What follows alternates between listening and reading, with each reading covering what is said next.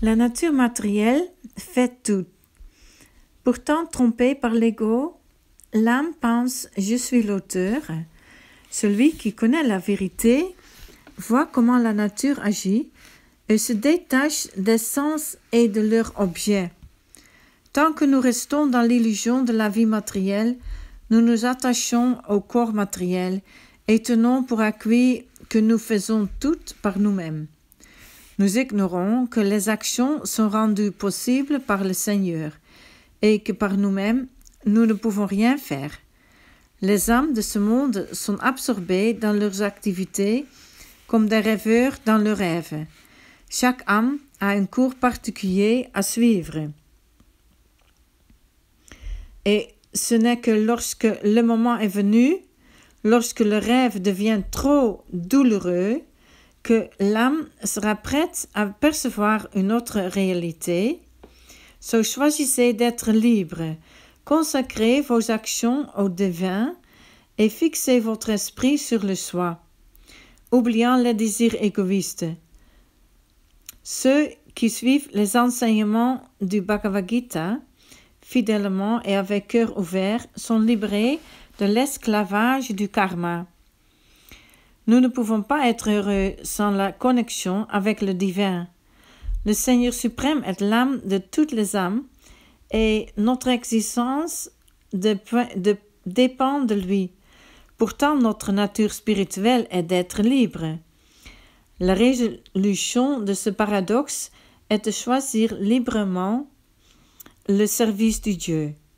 Cela signifiait choisir la manière d'aimer et de donner, car c'est seulement cela qui satisfera l'âme. C'est ce que Krishna souhaite que nous comprenions lorsqu'il dit « Consacrez-moi vos actions en fixant votre esprit sur le soi, car il est le soi de notre soi. » La foi dans les ordres du Seigneur, même si nous ne suivons pas parfaitement, suffit à apporter la libération. C'est une question d'intention et de disposition, pas de performance. La sincérité du but est tout ce qui est demandé, car nous avons chacun nos propres capacités et limitations. Mais nous choisissons de rester sous le charme des illusions du monde matériel, jusqu'à que nous soyons prêts à choisir à nouveau. So, parcourez le chemin qui vous est donné. Même les sages agissent selon leur nature, car tous les êtres suivent la nature. Que peut accomplir la répression? L'attirance et l'aversion qui régissent les sens sont les obstacles sur votre chemin. Ne les laissez pas vous dominer. L'occupation qui vous est confiée, bien qu'imparfaite, est meilleure que celle d'un autre, même parfaitement accomplie. La défaite sur son propre chemin, c'est mieux, car le chemin d'un autre est dangereux. Ça veut dire, par exemple, tu fais un travail dans la politique, mais normalement, ton nature, par exemple, est de faire le commerce. So, travailler dans la politique, c'est pas votre nature, mais vous faites quand même parce que, voilà, vous pensez, ok, ici, je gagne plus de l'argent, par exemple, ou vous faites un travail comme artiste, mais normalement, vous aimeriez mieux faire un travail pour administration, quelque chose comme ça, mais vous faites quand même ce travail d'artiste parce que vous aimeriez bien être artiste.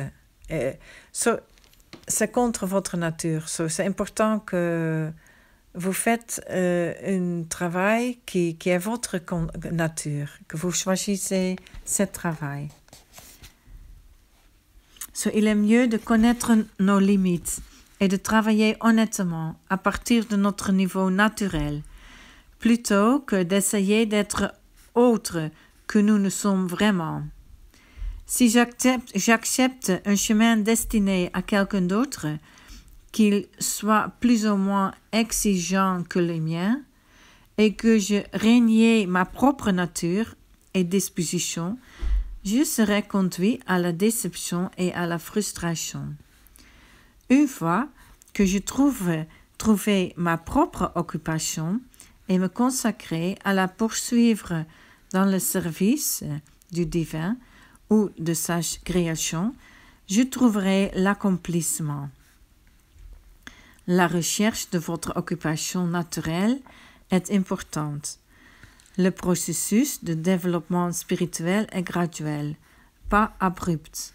Si nous suivons patiemment le processus recommandé au fil du temps, nous transcenderons les considérations matérielles et seront capables de tenter quoi que ce soit pour le bien divin.